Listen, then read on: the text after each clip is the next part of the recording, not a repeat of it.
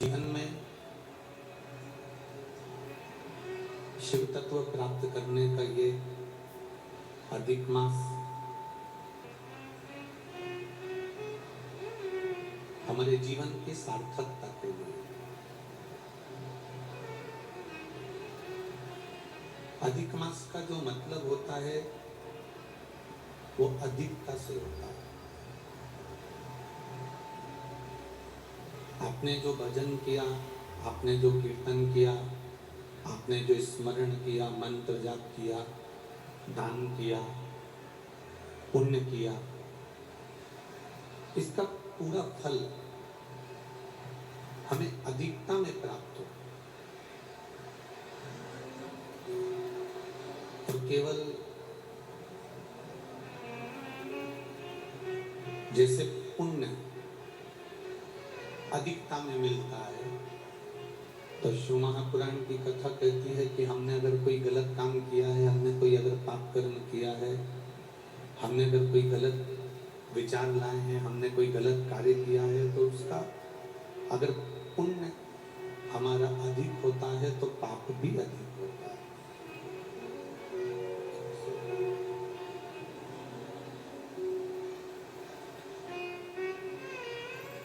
अगर हमारा पुण्य हमको अधिक मास के अवसर पर भजन का पुण्य ज्यादा मिल रहा है, भक्ति का पुण्य ज्यादा मिल रहा है, मंत्र जाप का पुण्य ज्यादा मिल रहा है, नाम जाप का पुण्य ज्यादा मिल रहा है, तो फिर अगर हमने कोई गलत कार्य किया है, हमने अगर झूठ बोला है, किसी को नुकसान किया है, किसी को अपशब्द कहे हैं, किसी को ताने दिए हैं, किसी को आड़ा टेढ़ा बोला है, तो उसका पाप भी तो हमारा दुगना होगा, उसका पाप भी तो हमारा अधिक होगा।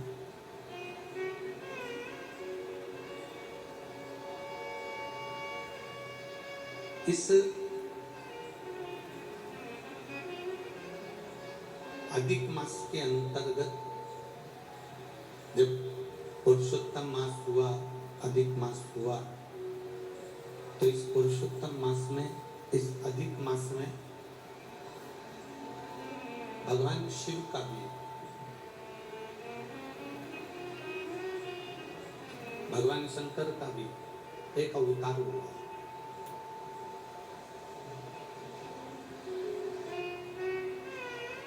शिव जी का एक अवतार यही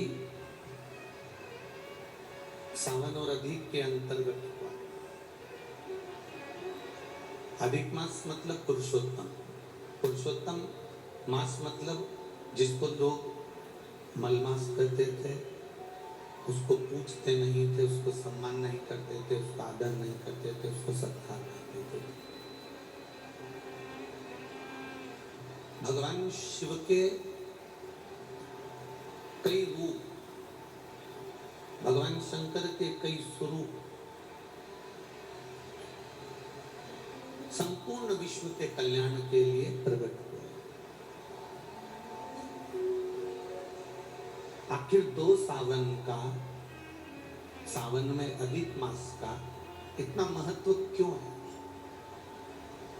अधिक मास तो हर बार आता है, 3 साल में आएगा, कभी कार्तिक महीने में आ जाता है, कभी अश्विन में आ जाता है, कभी आषाढ़ में आ जाता है, कभी जो उसके अनुकूल तिथियों से जो गड़बड़ कर जो आता है, विद्वत ब्राह्मण जन के हिसाब से, तिथियों को कालचक्र के हिसाब से, समय घड़ी के हिसाब से, जो नक्षत्रों के हिसाब से बढ़ चढ़ कर आता है, वो एक प्रसंग के अनुसार जब भी आया अधिक मास। पर सावन के महीने में अधिक मास की महत्वता क्यों बढ़ जाती है? क्योंकि इसमें शंकर भगवान का एक अवतार हुआ है।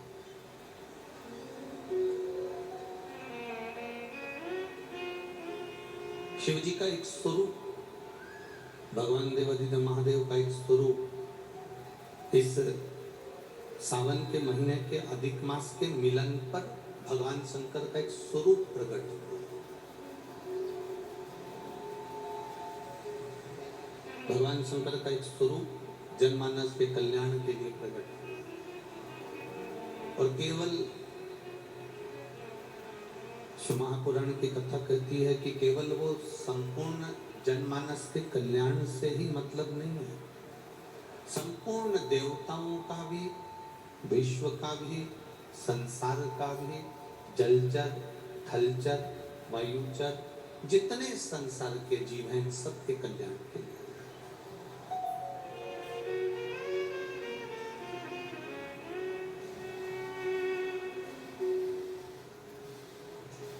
एक बार देवादिदेव महादेव के मन में भाव है, जिस दिन से पार्वती जी विवाह कर आई हैं उस दिन से महादेव जी को रोज कुछ ना कुछ अच्छा अच्छा पकवान बनाकर भोग लगा।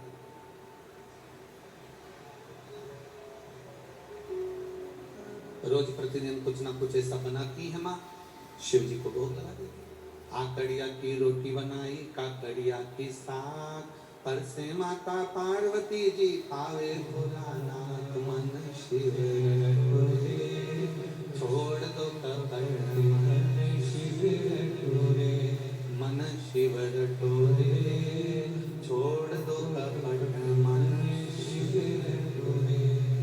आकड़िया की रोटी बनाई, काकड़िया की साग, पर से माता पार्वती जी पावे भोलानाथ मन शिव रटोरे, छोड़ दो कपट मन शिव रटोरे। अब पार्वती मैया रोज नए नए पकवान बनाती हैं, शिव जी को भोग लगाती हैं, बाबा भोलेनाथ जी रोज पकवान का भोग लगाते हैं, रोज पाते, रोज आनंद में रहते। पर जैसे जैसे पकवान, जैसे जैसे भोजन श्रेष्ठता में मिलता चले गया, जैसे जैसे श्रेष्ठता में पकवान मिलता चले गया, वैसे वैसे होता है। सुख अगर मिल गया, सुख अगर प्राप्त हो गया तो भजन छूट जाता।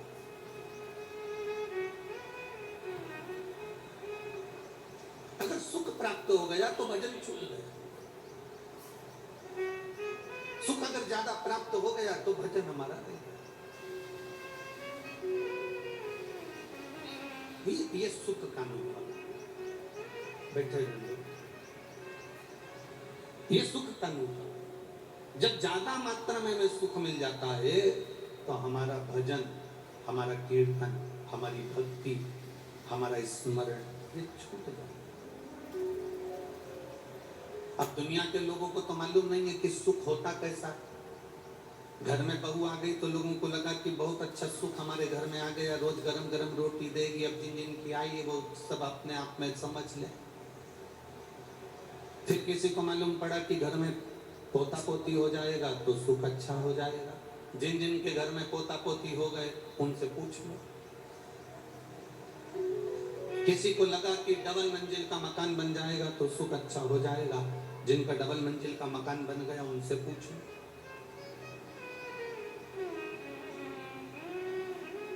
सुख मिलता का है, सुख कैसा होता है, सुख की कल्पना कैसी होती है। सुख कैसा होता है, एक ट्रेन की तरह, रेल की तरह। स्टेशन पे तुम खड़े हो, वहां पर बोलने वाली मशीन नहीं लगी है कि इतनी बजे ये ट्रेन यहाँ पहुंचेगी, आधा घंटा लेट है, 15 मिनट लेट है, ट्रेन का नंबर ये है, ट्रेन का नाम ये है, वो ट्रेन 2 नंबर प्लेटफॉर्म पे पहुंचेगी कि 1 नंबर पे पहुंचेगी। वो मशीन, वो बोलने का स्पीकर स्टेशन पर नहीं लगा, वो बोलने की मशीन स्टेशन पर नहीं लगी है। और जिस स्टेशन पर बोलने की मशीन नहीं लगी होती, जिस स्टेशन पर बोलने के स्पीकर नहीं लगे होते, जिस स्टेशन पर बोलने के लिए कोई माइक नहीं लगा होता, तो जो जाने वाला यात्री है ना, तो अगर मालूम पड़े मशीन नहीं लगी है, स्पीकर नहीं लगा है, तो जो भी ट्रेन आती है ना, तो जाने वाले व्यक्ति को यही लगता है कि मेरी आ रही है, अब आ रही है, आवाज आ रही है, आ रही है, आ रही है, आ रही है। और जो ट्रेन सामने आती है वो तो तुरंत निकल जाती, मालूम पड़ा ये तो मालगाड़ी है। फिर खड़ा, फिर दूसरी ट्रेन आई, आ रही, अब की बार ये अपनी ट्रेन आ रही है, तैयारी करके बैग में लेके बस तैयार होकर सामने आया। इतनी देर में मालूम पड़ा कि ये तो दूसरी जगह जा रही थी, मालूम पड़े काशी जा रही है, ये बनारस जा रही है। तो फिर तैयार हुआ, आ रही है, आ रही है, आ रही है, आ रही है, और फिर ट्रेन चलते चलते मालूम पड़ा कि ये ट्रेन तो दूसरी जगह जा रही है। बस सुख भी ऐसा ही होता है। बचपन में लगता है कि जवानी में सुख मिलेगा, जवानी में लगता है कि अधेड़ी में सुख मिलेगा, थोड़ी एक दो दुकान और खोल लूं फिर सुख की जिंदगी जीऊंगा, घर में बहू आ जाए सुख की जिंदगी जीऊंगा, पोता पोती हो जाए सुख की जिंदगी जीऊंगा, थोड़ा काम काज फैला लूं सुख की जिंदगी जीऊंगा। सुख आ रहा है, आ रहा है, आ रहा है। बचपन निकल गया, जवानी निकल गई, अधेड़ी निकल गई, बुढ़ापा आ गया, और बुढ़ापे में भी अभी भी काम ना करके बैठे हो, सुख मिलेगा। मालूम पड़े मुंडा से पूरा सोफा सेट निकल गया, आंखों से दिखना बंद, कानों से सुनना बंद, पांव से चलना बंद, हाथ भी थर थर थर थर कांपे, गर्दन भी धीरे धीरे कांपे, और विचार करे कि सुख मिलेगा। सुख वो ट्रेन है, सुख वो ट्रेन है जो आती हुई लगती तो है कि ट्रेन आ रही है, हमारी आ रही है, हम बैठेंगे, हम चलेंगे, हम ट्रेन में बैठकर जाएंगे, पर वो ट्रेन दूसरे की निकल जाती है। सुख होता ही ऐसा है, हर बार लगता है बस ये वाला काम हो जाएगा ना मेरा, मेरे को अगर वहां का टेंडर मिल गया ना सारा कर्जा चुका दूंगा, टेंडर मिले तो बस, अब की बार चुनाव आ रहा है ना, बस अब की बार तो अब की बार बस मालूम पड़े वो ट्रेन फिर निकल गए, वो टेंडर फिर निकल गए, फिर वो काम निकल गए, फिर वो बात निकल गई। अब वो सुख का अनुभव कर रहे हैं कि मिलेगा। पर शिव महापुराण की कथा कहती है आप अपने स्थान पर बैठे रहो, आप अपने जगह पर बैठे रहो, अगर कोई अनाउंसमेंट करने वाला भी नहीं है ना, तुम अपनी जगह पर बैठे रहो, तुम्हें उतावले होने की जरूरत नहीं है। तुम जहां पर बैठे हो तुम्हारी ट्रेन में बैठने वाले ढेर सारे होंगे, ढेर सारे होंगे, तो उसमें से जब सब एक साथ खड़े हो जाएं तब समझ लेना कि ट्रेन आ चुकी है और हमको बैठना है, तब तुम्हें अंदाजा लग जाएगा। अभी तुम बैठे रहो, भगवत भजन करते रहो, स्मरण करते रहो, पुण्य करते रहो, तुम आनंद से सेवा करते रहो। अगर तुम्हें चाहिए कि सुख की ट्रेन में मुझे बैठना है, तुम्हें चाहिए कि अब की बार मेरा नंबर आना चाहिए, तो तुम कुछ मत करो, शंकर की शरण में जाना प्रारंभ कर दो, एक बेलपत्र शिव को चढ़ाना प्रारंभ कर दो, शंकर की अविरल भक्ति करना प्रारंभ कर दो, शंकर पर दही का लेपन कर कर उसका पूजन अर्चन कर कर एक दुर्वा शिव को चढ़ाना प्रारंभ कर दो। शंकर से जितना तुम लाड़ लड़ा सकते हो उतना लाड़ लड़ा लो, उतनी भक्ति करो।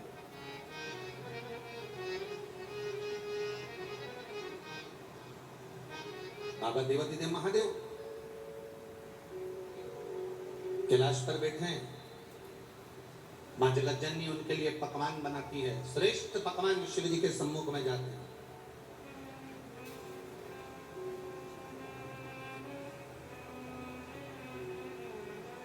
बाबा को पकवान से कोई मतलब नहीं।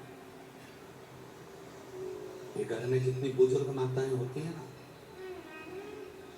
घर में जितने बुजुर्ग होते हैं, बुजुर्ग माताएं होती हैं, बुजुर्ग लोग होते हैं, इनको तुम्हारे श्रेष्ठ पकवान से, इनको तुम्हारे श्रेष्ठ जो तुमने लड्डू पेड़ा गुलाब जामुन इमरती भजिया पकोड़ा ढेर सारा बनाया हुआ है उससे कोई मतलब नहीं है, इनको तुम्हारे पकवान से कोई मतलब, इनको तुम्हारे पकवान से कोई मतलब। इनको अगर मतलब है तो केवल एक चीज से मतलब है, आप घर के बुजुर्ग को लड्डू मत दीजिए, आप घर के बुजुर्ग को मिठाई मत दीजिए, आप घर के बुजुर्ग को नमकीन मत दीजिए, आप घर के बुजुर्ग को अगर कुछ अच्छा बनाकर नहीं दे सकते मत दीजिए। पर शिव महापुराण की कथा कहती है कि घर के बुजुर्ग को आपकी जिह्वा की वाणी की मिठास दीजिए, वो जीवन का एक उन्हें आनंद देगा।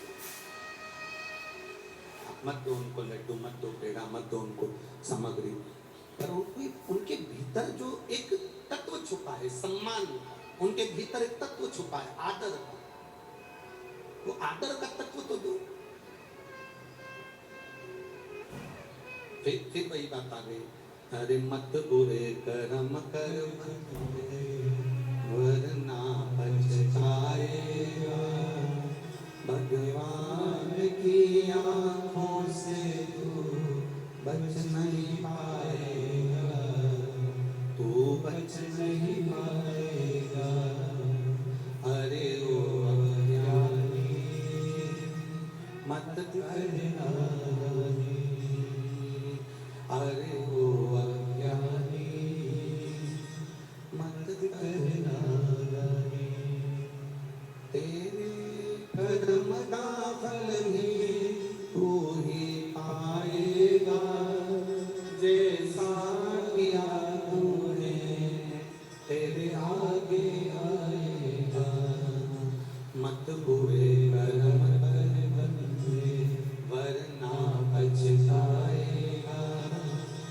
भगवान की आंखों से जो बच नहीं पाएगा वो बच नहीं पाएगा।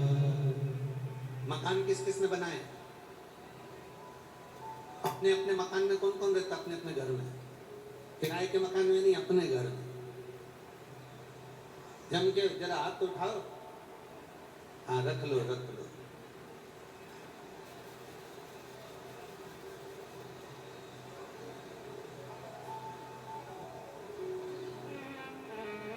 जिस मकान को आपने बनाया है, जिस दुकान को आपने बनाया है, जो प्रॉपर्टी तुम्हारे पास है, तुम्हारी वसीयत के, तुम्हारी प्रॉपर्टी के ढेर सारे हिस्सेदार रहेंगे। 4 बेटे हैं तो चारों उस प्रॉपर्टी के हिस्सेदार है। बोलो सही है कि गलत? जम के बोलो जरा। 2 बेटे हैं तो 2 हिस्सेदार। तुम्हारी बेटी है तो उसका भी उसमें थोड़ा सा हिस्सा है। बोलो सही है कि गलत? 4 सगे भाई एक साथ रह रहे हैं और प्रॉपर्टी तुम्हारे पास में है तो चारों भाई का हिस्सा। 3 भाई रह रहे हैं तो 3 भाई का हिस्सा। 2 बेटे हैं तो 2 बेटों का हिस्सा। तुम्हारे मकान में, तुम्हारी प्रॉपर्टी में, तुम्हारी वसीयत में सबके हिस्से हैं, पर तुमने जो कर्म करा है उस कर्म को भोगने में किसी का हिस्सा नहीं है, केवल तुम्हारा अकेले का हिस्सा है। उस कर्म को कोई दूसरा नहीं भोगेगा। बाप के कर्म का भोग बेटा नहीं भोगता, बेटे के कर्म का भोग बाप नहीं भोगेगा। अपने कर्म का भोग अपने को, अपने कर्म का भोग हम अपना आप में अपने को भोगना पड़ेगा। तुम्हारी प्रॉपर्टी के हिस्सेदार बहुत सारे होंगे, तुम्हारी वसीयत के हिस्सेदार बहुत सारे होंगे, तुम्हारी दुकान के हिस्सेदार बहुत सारे होंगे, और तुम्हारे झूठ बोल रहे हो, कर्म बेकार कर रहे हो, कपट कर रहे हो, किसी को अपशब्द कह दिया, किसी को ताने दे दिए, किसी को गाली दे दी, किसी का थोड़ा सा धन तुमने अपना बना लिया, उसके हिस्सेदार बहुत सारे नहीं होंगे, उसका हिस्सेदार केवल तुम हो, कोई दूसरा नहीं। इसलिए तो शिव महापुराण की कथा कहती है अपने भजन के बल को बढ़ाओ। अपने कर्म का भोग अपने को भोगना। छींक अपने को आ रही है, बोला था कि नहीं बोला था? छींक अपने को आ रही है तो क्या पड़ोसी छींकेगा? जम के बोलो जरा, जम के बोलो। नहीं। खांसी अपने को चल रही है तो पड़ोसी खांसेगा। भूख अपने को लग रही है तो क्या पड़ोसी भोजन करेगा? प्यास अपने को लग रही है तो क्या पड़ोसी पानी पिएगा? नहीं। सिर मेरा दुखा है तो गोली भी मुझे खाना पड़ेगी, पेट मेरा दुखा है तो गोली भी मुझे खाना पड़ेगी, हाथ मेरा दुखा है तो गोली मुझे खाना पड़ेगी, खांसी मुझे आई है तो खांसना मुझे पड़ेगा, अगर छींक मुझे आई है तो छींकना मुझे पड़ेगा, सिर में दर्द मेरे हुआ है तो दवाई गोली मुझे खाना पड़ेगी। उसी तरह आपने अगर कर्म बेकार करा है तो भोगना भी आपको पड़ेगा, कोई दूसरा नहीं भोगेगा। शंकर भगवान ने पार्वती जी को देखा तो माता जगत जननी को देखकर भगवान शिव माँ जगत जननी को देखे कि रोज नए नए पकवान बनाकर लाती है, रोज अच्छा अच्छा भोजन बनाकर लाती है, और मैं सुख के चक्कर में, आनंद के चक्कर में ये भोजन को पा लेता हूं।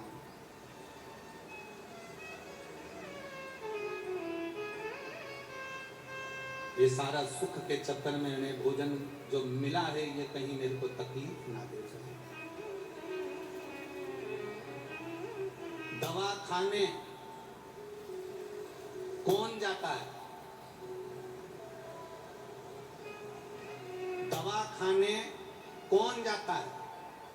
जो दवा दवा के खाता है वो दवा खाने जल्दी जाता है। खूब दवा दवा के खूब खाया, जो मिल गए वो खा गए, जो मिल गए वो खाया, जो मिल गया वो खाया। जो दवा दवा कर खाता है वो जल्दी से, बोलो बोलो जम के, दवा खाने जाता। आपने अगर खाने पर कंट्रोल कर लिया, भोजन पर कंट्रोल कर लिया, थोड़े से अपनी जिह्वा पर कंट्रोल कर लिया तो तुम्हें दवा खाने जाने की जरूरत नहीं पड़ेगी, क्योंकि दुनिया का सबसे ज्यादा रोग, बीमारी, तकलीफ ये पेट से होती है। ये पेट में हम जैसा आहार ग्रहण करते हैं वैसा हमारा व्यवहार हो जाता है। शंभु शरणे पड़ी मांगू घड़ी दुख गारो दया करी दर्शन आपो। अपनी आसक्तियों को छोड़ना, और जब हम अपनी आसक्तियों को छोड़ देंगे तभी तो हमें शिव भक्ति मिलेगी। हम आसक्तियों से घिरे हुए हैं।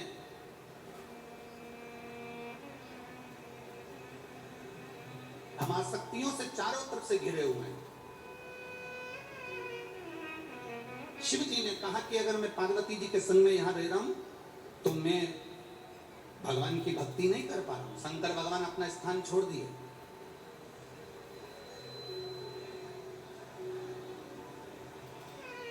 और शिव जी एक वन क्षेत्र में चले गए। नंदी साथ में पीछे पीछे गया। बाबा ने कहा नंदी से तू कहां मेरे साथ आ रहा है? नंदी कहता है मैं आपको नहीं छोड़ सकता। शिव जी कहते हैं कि मुझे तप करना है, किसी को मत बताना कि कोई आया है, और अगर पार्वती कोई परिवार का व्यक्ति आ जाए तो तेरे मुख को तू हिला देना, तेरे गले में पड़ी हुई घंटी से मैं समझ जाऊंगा कि परिवार का कोई भी व्यक्ति मुझे लेने के लिए आ गया। अब भगवान हजारों वर्ष का तप करने के लिए बैठ गए, और हजारों वर्ष का तप करने के लिए बैठे उसी समय पर माता पार्वती जी ने श्री गणेश जी और सदानंद कार्तिकेय जी को बुलाकर कहा कि तुम्हारे माता पिताजी ना जाने कहां चले गए। भगवान गणेश जी से कहा, सदानंद कार्तिकेय जी से कहा जाकर जरा पता करो शंकर भगवान गए कहां पर, शिव जी कहां है, जाओ जरा जल्दी से मालूम करो। अब कार्तिकेय बाबा भगवान श्री गणेश दोनों पिताजी का पता लगाने के लिए ढूंढते ढूंढते एक वन क्षेत्र में पहुंच गए, और उस वन क्षेत्र में गणेश जी ने स्त्री का रूप ले लिया। उस वन क्षेत्र में सदानंद कार्तिकेय जी ने भी स्त्री का रूप लिया। गणेश जी ने भी चुंदड़ी ओढ़ ली, सदानंद कार्तिकेय जी ने भी चुंदड़ी ओढ़ ली। गणेश जी गणेशी बन गए, कार्तिकेय कृति बन गए। दोनों बनकर वन क्षेत्र में घूम रहे थे।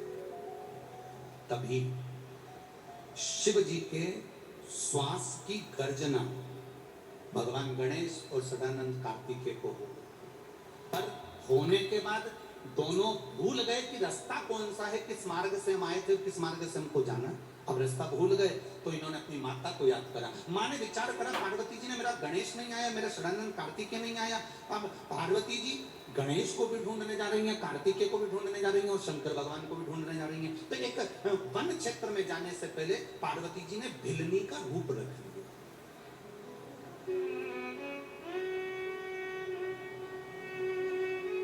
एक भिलनी का रूप रखा। अब भिलनी कौन? जिसको कुछ नहीं आता, केवल जानती है कि परमात्मा है, पर उसके सिवा कुछ नहीं। शिव महापुराण की कथा कहती है किसी सदगुरु के पास जाना, घर के बुजुर्गों के पास जाना, घर के वृद्ध के पास जाना, परमात्मा के पास जाना, तो एकदम खाली होकर जाना। खाली होने से मतलब क्या है? ये दिमाग में ज्यादा अकल लेकर या ज्यादा बुद्धि लेकर कि दादी से ज्यादा तो मुझ में अकल है, मेरे पिताजी से ज्यादा तो मुझ में अकल है, मेरी माँ से ज्यादा तो मुझ में अकल है, बहू सोचती है सास से ज्यादा तो मुझ में अकल है, मैं पढ़ी लिखी, मैंने ये करा, मैंने इंजीनियरिंग करी, मैंने सीए करा, मैंने ये पढ़ाई करी, मैंने एमबीए करा। सास में कितनी अकल है? वो तो 8वीं फेल है।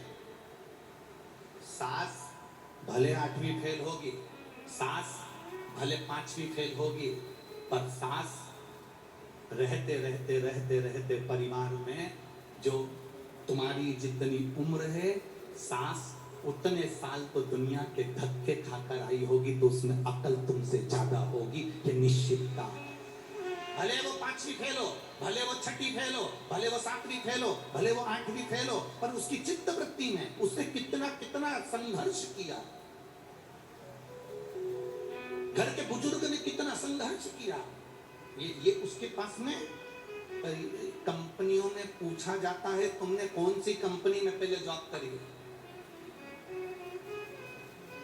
उसका प्रमाण पत्र दिखाइए। दिखाना पड़ता है कि ये मैंने इस कंपनी में मैंने जॉब करी है, मेरा ये प्रमाण पत्र है। सास के पास में वो प्रमाण पत्र है जो बहू को दिखा देती है कि मैंने ये किया। और होना चाहिए, एक 4 इंजीनियर टोपी लगा लगा कर एक आड़ा टेढ़ा पाइप उसमें तार डाल रहे थे। 4 इंजीनियर 8 दिन से परेशान हो गए, पर वो तार उसके अंदर नहीं गया। एक गांव का व्यक्ति निकलता था, वो इंजीनियर को देखकर बड़ा दुखी होता था कि इनसे तार इस पाइप के अंदर नहीं जा रहा, आड़ा टेढ़ा पाइप, इसमें वो तार नहीं जा रहा। बड़ा दुखी होता था, बड़ा दुखी। गांव के व्यक्ति ने इंजीनियर साहब से कहा, इंजीनियर साहब ये तार में डाल दूं? 4 इंजीनियर बोले इसमें अक्ल तो है नहीं गांव वाले में, और कह रहा तार में डाल दूं। ले डाल के बता, हम इंजीनियर हैं, ये सॉफ्टवेयर है, ये इलेक्ट्रिक है, ये ऐसा है, वो ऐसा है, ले तू डाल दे। उसने कहा इंजीनियर साहब। वो गया गांव में, एक चूहे को पकड़ कर ले आया, चूहे की पूंछ से तार को बांधा, पाइप में छोड़ दिया, पाइप से चूहा बाहर, तार निकल के बाहर। कभी कभी ऐसा होता है, हम जिसको मूर्ख समझ रहे हैं, हम जिसमें सोचते इसमें तो अक्ल ही नहीं है, इसमें तो बुद्धि ही नहीं है। कभी कभी वो एक टीचर ने अपने स्टूडेंट से पूछा, बच्चे से, मैं दिल्ली से प्रयागराज हवाई जहाज से गया, दिल्ली से प्रयागराज जाने में मुझे 2 घंटे लगे, बताओ मेरी उम्र कितनी है? अब स्टूडेंट से पूछ रहा है टीचर, मैं हवाई जहाज से, एरोप्लेन से दिल्ली से प्रयागराज गया, प्रयागराज जाने में मुझे 2 घंटे लगे, तो जितने स्टूडेंट बैठे हैं वो बताएं कि मेरी उम्र कितनी है। अब जितने स्टूडेंट बैठे थे उन सब ने कहा, सर प्लीज ये कोई क्वेश्चन है कि हवाई जहाज से दिल्ली से प्रयागराज गया, 2 घंटे लगे, तो मेरी उम्र बताओ कितनी है?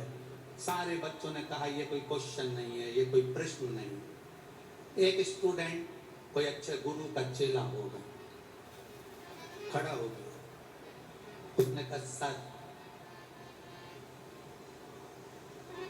आपकी उम्र 44 वर्ष है।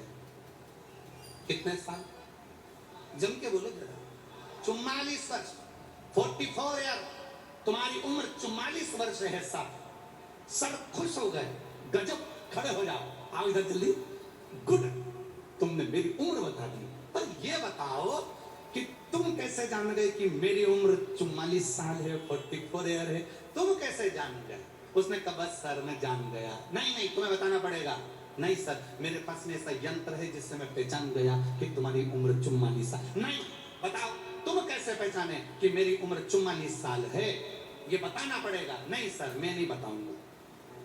सर ने कहा, अगर नहीं बताएगा तो प्रैक्टिकल में नंबर कम आ जाएगा। बता जल्दी, तू कैसे पहचाना कि मेरी उम्र 44 साल है? मैं इतना खुश हो गया, मेरी उम्र 44 साल, तूने सही बताया, बता जल्दी से, तू कैसे पहचाना कि मेरी उम्र 44 साल है? स्टूडेंट बोला, सर मेरा एक भाई है, वो आधा पगला है, उसकी उम्र 22 साल है।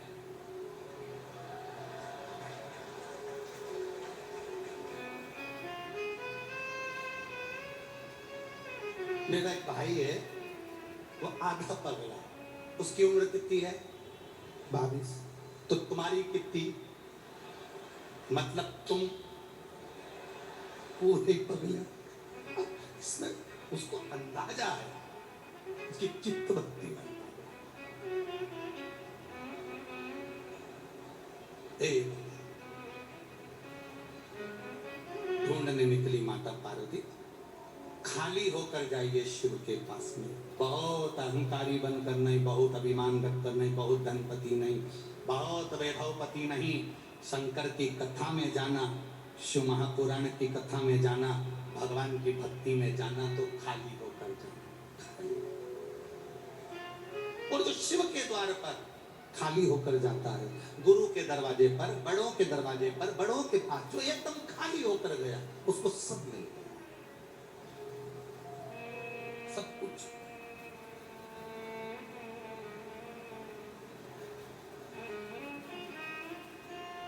दूध की भगोनी, जिस भगोनी में, जिस पात्र में तुम्हें दूध वाले से दूध लेना है, अगर वो पहले से भरी होगी तो उसमें दूध ले सकते हो क्या? जिसमें तुम्हें खीर लेना है वो पहले से भरी होगी तो तुम नहीं ले सकते, उसमें भरा हुआ है, झलक जाए। गुरु के पास जाना, शिव महापुराण में जाना, तो एकदम खाली पात्र लेकर जाना कि मुझे जो मेरे गुरु जी देंगे, शिव महापुराण से जो मुझे मिलेगा, शंकर की कथा से जो मैं सुन कर आऊंगी, मैं अपने जीवन में उतारूंगी। अगर पात्र खाली होगा तो उतर जाएगा, और अगर पात्र खाली नहीं होगा, अहंकार भरा होगा, तो वो झलक जाएगा। अहंकार के वश वो झलकेगा, उस अहंकार से परे होकर चल, अहंकार से पहुंच गई माता पार्वती जी। सुंदर भिलनी का रूप रखकर आई। भिलनी का रूप रखकर जैसे ही माता पार्वती जी ढूंढते ढूंढते उस क्षेत्र में पहुंची, भूल गई माता पार्वती जी भी। शिव जी के ढूंढते ढूंढते अपने पुत्र को, पुत्री को ना जाने कहां है, कहां पहुंच गए, कैसे हैं, कहां गए, ढूंढते ढूंढते पहुंची। इतने में नंदी ने माता पार्वती को देखा और शिव जी के लिए उन्होंने मुंडी हिलाना प्रारंभ कर दी। शंकर जी समझ गए पार्वती जी मुझे लेने के लिए आ गई। शिव जी ने देखा कि नंदी का मुख उधर है, मतलब पार्वती उधर खड़ी है। इतने में शंकर भगवान उठकर खड़े हुए।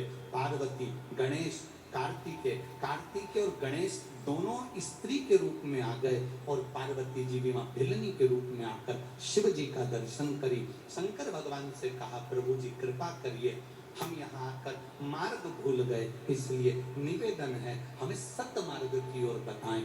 शंकर की कथा कहती है, शिव महापुराण की कथा स्वयं भूले हुए को भी मार्ग प्रशस्त कर कर परमात्मा के दरवाजे तक पहुंचा देती है। शिव महापुराण की कथा भटके हुए को भी परमात्मा का सत्य मार्ग बता देती है। शिव जी का वो मंदिर आज भी भूलेश्वर, मतलब शिव जी वहां कर भूल गए थे, पार्वती वहां कर भूल गई थी, गणेश जी वहां कर भूल गए थे। सारी दुनिया में केवल एक मंदिर है भूलेश्वर महादेव का, जहां पर ये भूलेश्वर महादेव पूना से सोलापुर के बीच में एक शंकर का मंदिर आता है भूलेश्वर महादेव का, जहां पर भगवान शंकर के मंदिर में गणेश जी स्त्री के रूप में है, कार्तिकेय जी स्त्री के रूप में है, और पार्वती जी भिलनी के रूप में है। जहां पर नंदी भगवान शिव से कह रहे हैं, ये भूमि भूलेश्वर बाबा यहाँ पर हम भूल गए, ऐसी कृपा करो कि इस स्थान पर जो आए और एक लोटा अगर जल भूले से भी चढ़ा कर चले जाए तो वो संसार सागर में कभी ना भूले, परमात्मा के सतमार्ग की ओर चलता रहे। वो भूलेश्वर महादेव। कभी आप लोग अगर पुणे जाएं, महाराष्ट्र में अगर पुणे की ओर जाएं, तो पुणे से लगभग 70-80 किलोमीटर की दूरी पर भूलेश्वर महादेव का एक मंदिर पड़ गया, जहां पर पहुंचकर भगवत भजन की एक कीर्ति बढ़ जाती है, एक आनंद की अनुभूति बढ़ जाती है। शिव के सिवा कहीं दिल ना लगाना, शिव के सिवा कहीं दिल ना लगाना, वरना पड़ेगा तुझे आंसू बहाना, वरना पड़ेगा तुझे आंसू बहाना। शिव के सिवा कहीं दिल ना लगाना, शिव के सिवा कहीं दिल ना लगाना, वरना पड़ेगा तुझे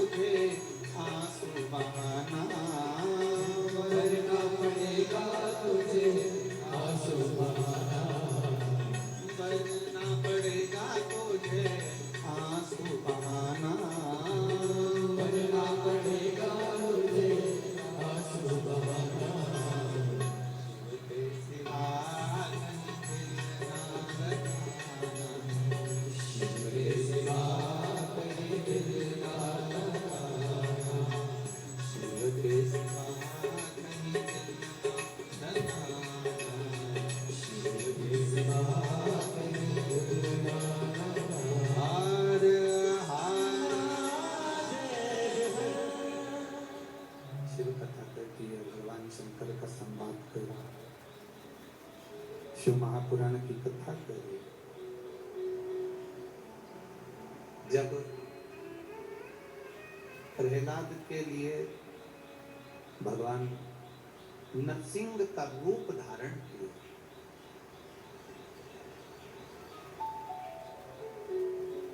अब नरसिंह का रूप कब धारण करा था?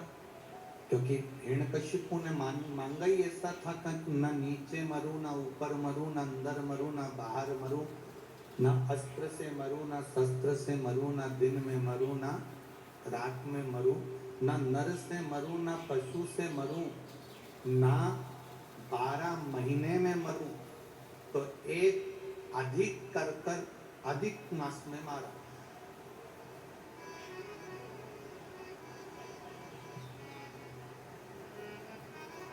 अब हिरण्यकशिपु तो मर गए, हिरण्यकशिपु के तो प्राण छूट गए।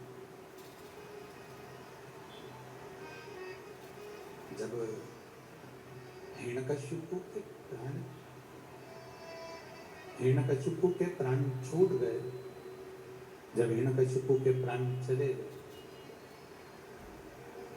नरसिंह भगवान का क्रोध समाप्त नहीं।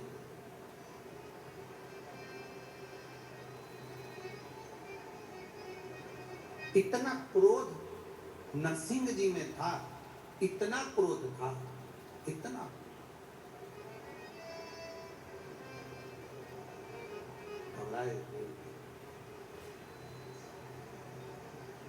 इतना क्रोध नरसिंह जी में भरा हुआ। अब जब नरसिंह जी में इतना क्रोध था कि भगवान नरसिंह जब वैकुंठ में प्रवेश करे तो लक्ष्मी जी भी वैकुंठ छोड़कर चली गई।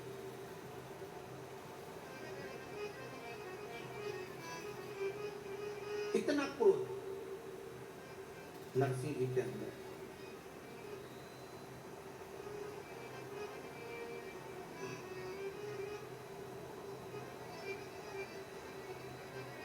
अब नरसिंह जी उसी क्रोध में इंद्रलोक पहुंच गए। जब नरसिंह जी उसी क्रोध में इंद्रलोक पहुंचे तो इंद्रलोक की जितनी अप्सराएं थीं, इंद्रलोक के जितने देव थे, इंद्र स्वयं भी स्थान छोड़कर भाग गए। अब एक बात का अंदाजा लगाकर रखना अपने जीवन में, व्यक्ति को जब क्रोध आता है ना तो वो गुस्सा कर अपशब्द बोल तो देता है, पर ये अंदाजा नहीं लगा कर पाता कि जो तुमने क्रोध में बोला है वही क्रोध का बोला हुआ एक दिन तुम्हारे सम्मुख में आकर खड़ा हो जाए।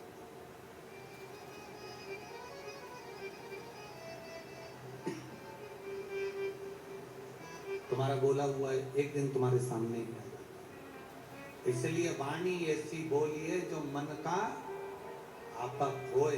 पर आज के जमाने में लोग बोलते हैं वाणी ऐसी बोलिए जो जम के झगड़ा होए, पर उससे मत बोलिए जो तुमसे तगड़ा होए। तो यहाँ तो शास्त्र कह रहा है कि प्रेम की वाणी से आप रिझाने का प्रयास, और जितनी प्रेम की वाणी से आप रिझाने का प्रयास करोगे उतनी वाणी से आप किसी को अपना बना सकते हो।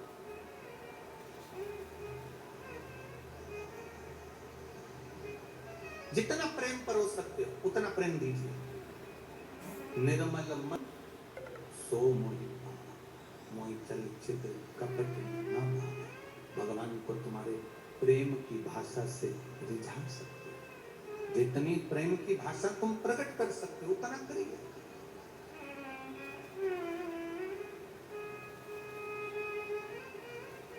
जब प्रेम की भाषा हम देंगे तो हमको मिलेगा।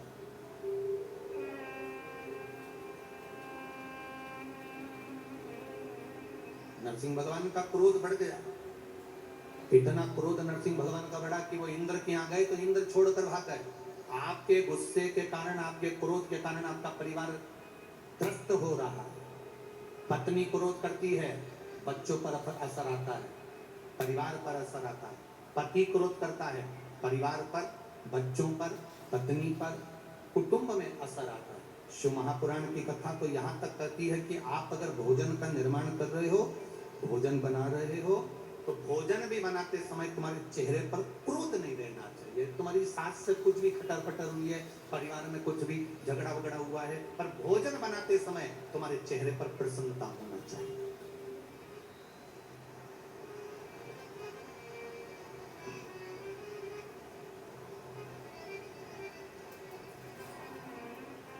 नरसिंह अवतार में क्रोध आया है भगवान को, क्रोध समाप्त नहीं हुआ, वो क्रोध समाप्त नहीं।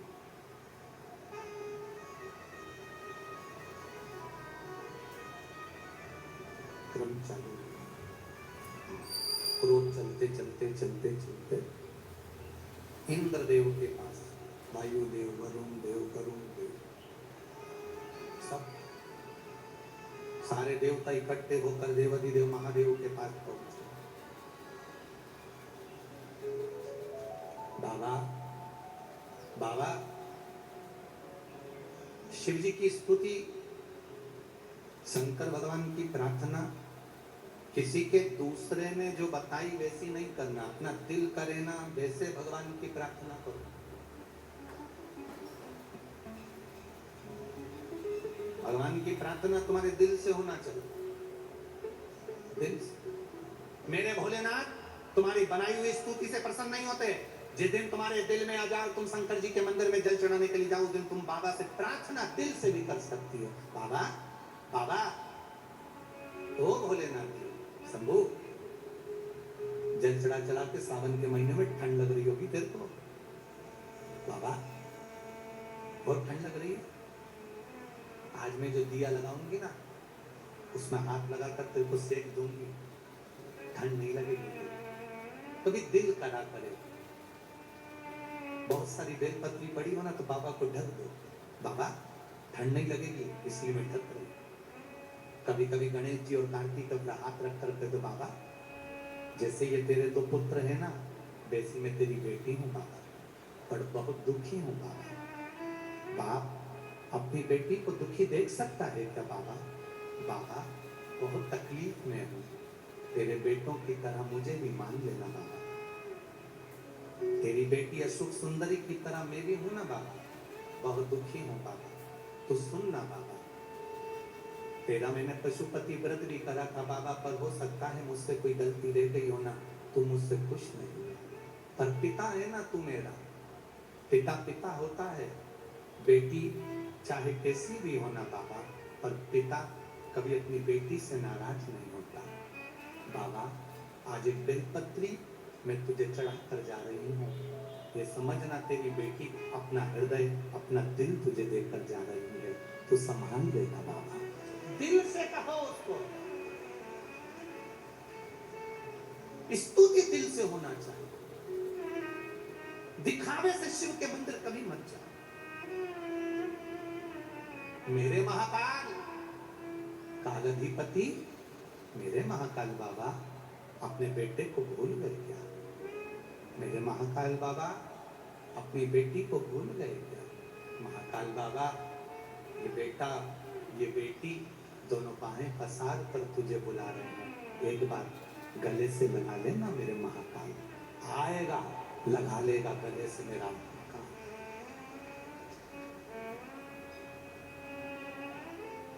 शिव तत्व की पहचान, शिव तत्व की एक आनंदता, तुम दिखावे से दूर हो जाओ। मेरे शंकर को दिखावा चाहिए ही नहीं, मेरे शिव को दिखावे से कोई मतलब, मेरे शंकर को दिखावे से कोई मतलब।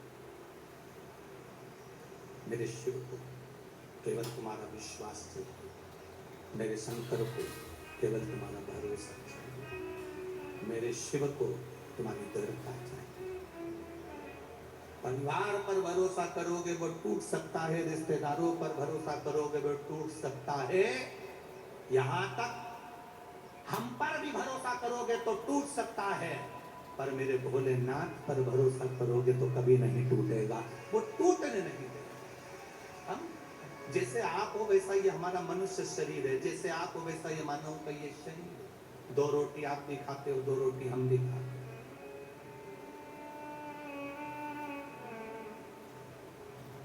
आप लोग ज्यादा आइटम बनाकर खा लेते होगे, हम मूंग की दाल और रोटी खा लेते हैं। कभी सब्जी थोड़ी बहुत हरी मिल गई, बना लिया, ब्राह्मण देवता साथ रहते हैं, वो बना देते हैं 2 रोटी की तक, पाया सुख आनंद। क्या कर, जैसा जीवन आपका वैसा जीवन हमारा। जाओ शिव मंदिर, जाओ शिवालय, भगवान जब नरसिंह भगवान का क्रोध समाप्त नहीं हुआ, अधिक मास का महीना, अधिक मास में नरसिंह अवतार धारण कर कर शाम के समय पर न सुबह मरे, ना दिन में मरे, ना रात में, तो शाम को मारा। ना नर्स न पशु से नरसिंह बनकर आए, न अस्त्र से न शस्त्र से, तो नख से फाड़ दिया है। और अधिक मास का प्रथम दिवस शाम का समय हिरण्यकशिपु को मार दिया है। अब वो क्रोध चलता रहा, वो क्रोध चलता रहा, वो क्रोध चल रहा। अधिक मास का प्रथम दिवस, जिस दिन नरसिंह भगवान की प्राकट्यता हुई, अधिक मास का प्रथम दिवस, जिस दिन नरसिंह भगवान प्रकट हुए, चारों तरफ जब क्रोध किया गया, चारों तरफ आपको कहा था पंचमी, अष्टमी, एकादशी, प्रदोष, शिवरात्रि, अमावस्या, पूर्णिमा, इस दिन ये 7 दिवस आपको बताए थे, और कहा गया था कि 5-5 दिए लगाना शाम के समय पर, बन सके उन दिए को लंबी बाती का। कौन सी बाती का? जम के बोलो जरा। लंबी बाती का। आपको पहले भी कथा में कहा, लंबी बाती का जो दिया होता है, लंबी बाती का जो दीप होता है, वो दीप हमारे जीवन में वंश की भी वृद्धि करता है।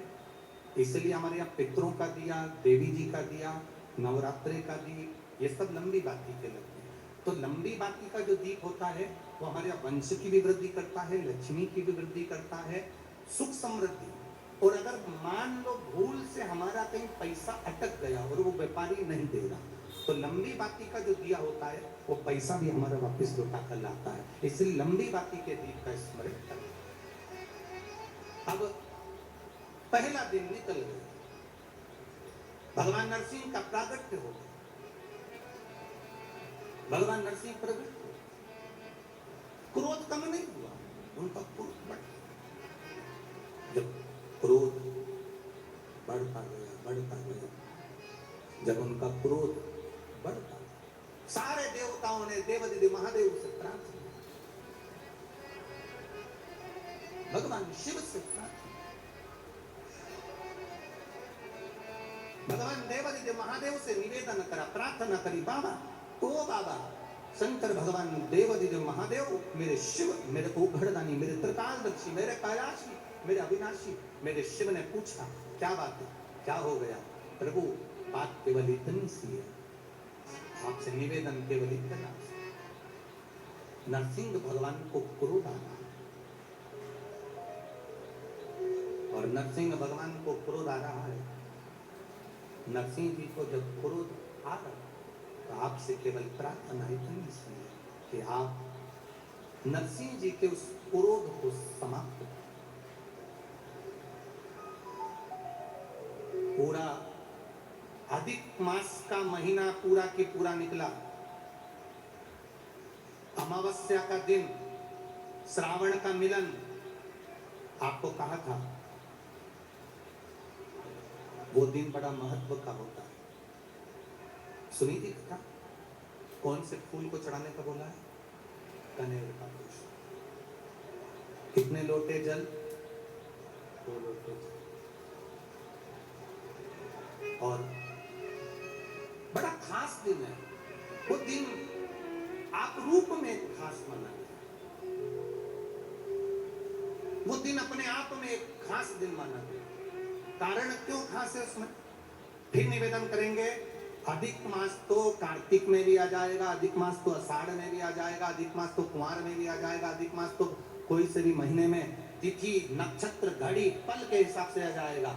और सावन के महीने में जो अधिक मास का महीना आया है, इसके मिलन का जो बिंदु है, जिस दिन अधिक मास विराम हो रहा होता है, उस दिन सावन का जो महीना वापिस उसमें जुड़ रहा होता है। उसका एक क्रम है। जब भगवान देवादिदेव महादेव से प्रार्थना करी गई, आप कुछ करिए। शंकर भगवान ने कहा, चिंता मत करो, 33 कोटि देवी देवता मेरे शरीर में आकर बैठ जाओ और मैं पक्षी का रूप धारण करता हूं। वो पक्षी बनकर जब मैं उड़ूंगा, पक्षी का रूप लेकर जब मैं उड़ूंगा और उड़ते हुए पक्षी का रूप धारण कर नरसिंह भगवान को अपने पंजे में पकड़ूंगा और पकड़कर नरसिंह भगवान को उत्तराखंड की अलकनंदा नदी में ले जाकर डाल दूंगा। भगवान शिव, भगवान शंकर, ओगड़दानी, त्रिकालदर्शी, कैलाशी, अविनाशी मेरे शिव का एक स्वरूप, मेरे शंकर भगवान का एक स्वरूप शरम्ब पक्षी का रूप धारण करा और शिवजी ने उड़ना प्रारंभ करा। 33 कोटि देवताओं का बल लेकर भगवान शंकर जब उड़ना प्रारंभ करे और उड़ते उड़ते भगवान शंकर ने अपने पंजे में शरम्ब पक्षी का रूप धारण कर नरसिंह भगवान को पकड़ा और पकड़कर नरसिंह भगवान को ले जाकर अलकनंदा नदी के अंदर डाला। अलकनंदा नदी में जैसे ही डाला, डालते से ही नरसिंह भगवान का क्रोध समाप्त हो गया। वहीं पर नरसिंह भगवान की समाधि लग गई। नेत्र बंद कर साधना में लीन हो गए, तप में लीन।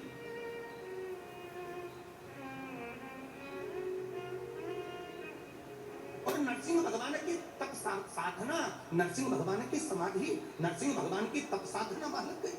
अखंड तप में नरसिंह भगवान डूब गए। जब अखंड तप में नरसिंह भगवान डूबे, अखंड तप जब नरसिंह भगवान करे, लक्ष्मी जी उनको ढूंढती ढूंढती आ गई। भगवान देवादिदेव महादेव से जाकर प्रार्थना की, भगवान शिव से जाकर निवेदन किया। बाबा भोलेनाथ जी से कहा, मेरे पति नहीं मिल रहे हैं, आप कृपा करिए। शंकर भगवान ने कहा, नरसिंह अवतार धारण करा था, क्रोध इतना ज्यादा था, उनके क्रोध को समाप्त करने के लिए अलकनंदा नदी में उनको डाला गया है। वहां से वो तप में लीन हो गए हैं। उस तप में से हम उनकी विनती कर कर उठाते हैं। शिव जी ने नरसिंह जी की स्तुति करी। नरसिंह जी उठे। बाबा भोलेनाथ ने कहा, बैकुंठ का निवास करिए। भगवान नरसिंह बैकुंठ में जाकर निवास। जब नरसिंह जी बैकुंठ चले गए, जाने लगे तो ऋषियों ने, संतों ने नरसिंह भगवान को रोक कर कहा कि आपका अंश यहाँ रखिए। नरसिंह शिला के रूप में बाबा देवादिदेव महादेव की कृपा, नरसिंह शिला के रूप में अलकनंदा नदी में आज भी नरसिंह भगवान विराजमान है। कभी आप लोग बद्रीनाथ जाएं तो पुल पर से जब बद्रीनाथ का दर्शन करने के लिए जाते हो, राइट में जो ताप्ती कुंड है जिसमें गर्म पानी होता है, उस कुंड से बिल्कुल नीचे की ओर देखोगे तो एक नरसिंह शिला मिलेगी। ये नरसिंह शिला का बड़ा महत्व है। दो चीजों के लिए नरसिंह शिला बड़ी महत्व रखती है। एक, अगर मान लो किसी को झटके आते हो, मिर्गी का दौरा लगता हो, बार बार बेहोश हो जाता हो, बार बार उसे झटके आ रहे हो, सारी दवाइयां कर ली हो, तो उसको पांडुकेश्वर का जल और उसी के स्वरूप में नपा हुआ एक मौली नाड़ा सिक्के में लपेट कर नरसिंह शिला की ओर डाल दिया जाता है महाराज।